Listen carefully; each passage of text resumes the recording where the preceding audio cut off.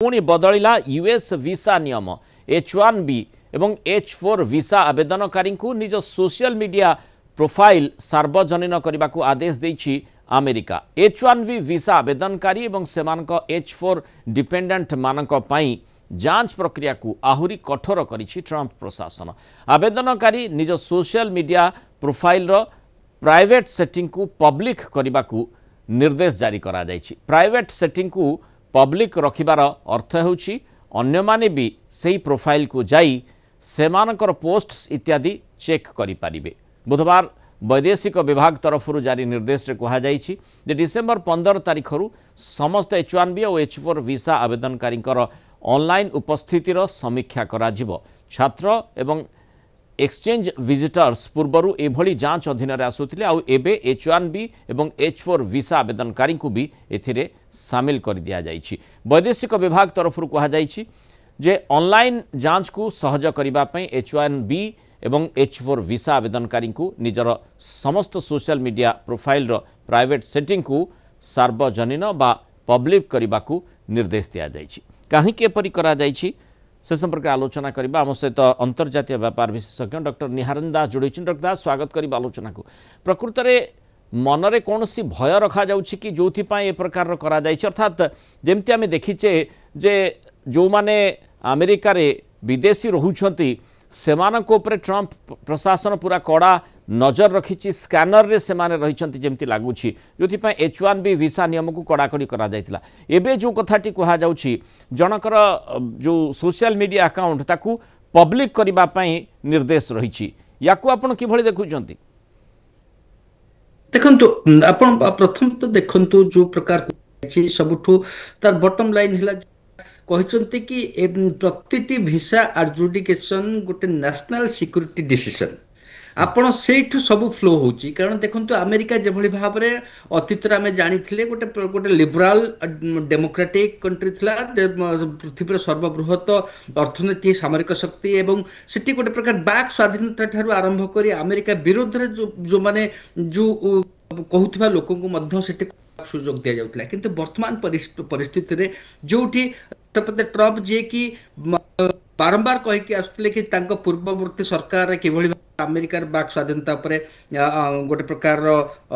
Restriction रखा जाउतला। किंतु वर्तमान परिस्थिति आपण देखंतु जो जो कंडीशन बा जहा जा कुहा जायछि कि जणे जदि अमेरिका चाहूछि से H1 हो H1 हो बा डिपेंडेंट H4 होंतु तांकर जो डिजिटल फुटप्रिंट देखंतु मु जो कंट्री को गला पर से कंट्री नीति नियम मते मानिबा पई बाध्य, कारण सेटा गोटे कंडीशन। किंतु ता पूर्वर मोर जहा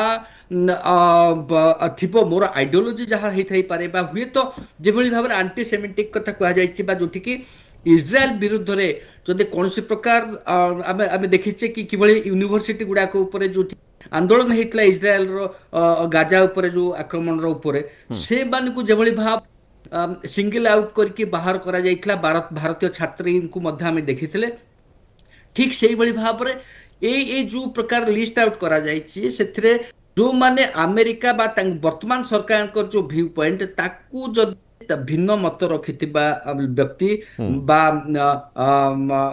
अन्य माननकु अमेरिका को आसीबा पे माने अमेरिका पक्षरु कहा जाउछि राइट नुहे, ट्रंप प्रशासन पक्षरु कहा जाइछि अधिकार नुहे वीसा पाइबा एवं H1B H4 वीसा कथा जहा कहा जाउछि, अर्थात पूरा सर्वेलांस रे सेमाने रहिबे, सेमानकर सोशल मीडिया प्रोफाइल जतेबेले जांच करा जिवो। ए कथाटी स्पष्ट एथि पई कहा जाउछि जे ट्रंप प्रशासन काळे केउठी किभଳି भाबरे माने जो माने डिपेंडेंट रहिछंती तांको सोशल मीडिया अकाउंट रे ट्रंप विरोधी अभिमुख्य कोनोसी भी स्थान जदि पोषण करथिबे ताहाले वीसा पई सेठी जो एलिजिबिलिटी क्राइटेरियाटी तांकर जा रही थाए ता ऊपर प्रश्न चिन्ह लागि जिवो।